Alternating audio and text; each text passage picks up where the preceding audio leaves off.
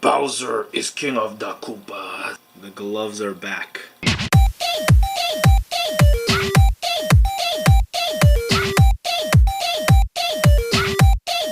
What up YouTube, this is Nate from Thriftdweller.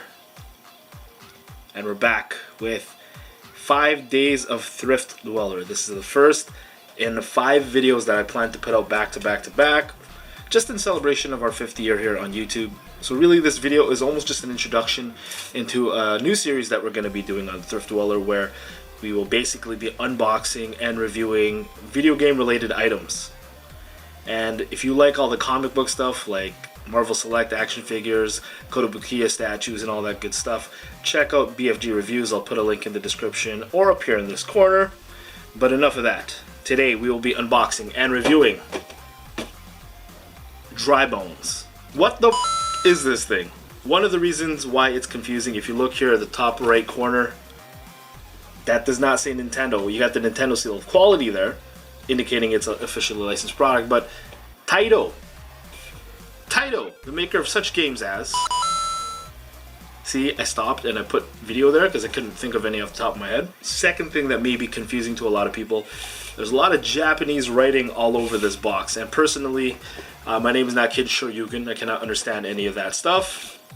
And just in case I don't show it, there's the top and there's the bottom. This item retails at my local video game store for $27.99, which, granted for the size of the figure, doesn't seem to be that big a deal. Really, to me, what was cool was that this was Dry Bones. You never see a Dry Bones figure anywhere. I haven't seen a Dry Bones figure anywhere. I don't think Nintendo has released a World of Nintendo Dry Bones that's not like those little mini ones. So let's just open this sucker up. Yeah, very high tech here on Thriftwdweller.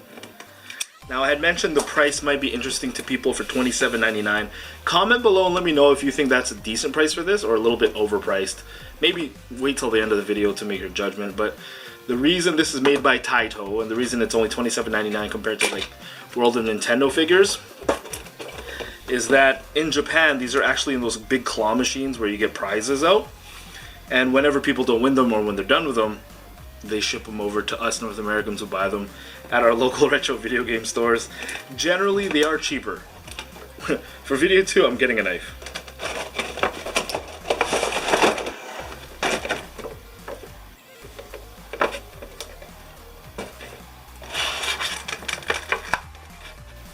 Keep having to reach for these scissors.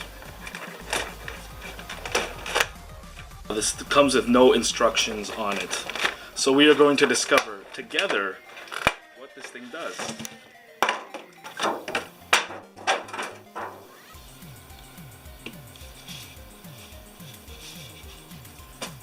And there you have it, folks.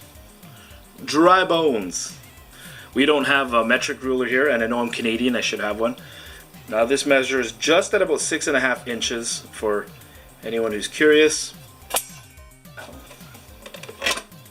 See, you can't read any of this stuff, but if you look closely at this part of the box, it looks like he does that thing where he collapses into his bones after Mario jumps on him. Oh yeah, there you go. Thank you very much.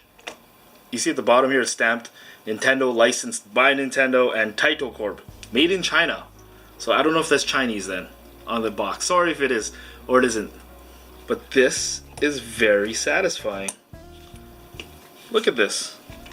So obviously this isn't a very expensive action figure or statue or whatever it is. So like my expectations were kind of low. For $27.99, it better be better than a Kid Robot toy, that's for damn sure, but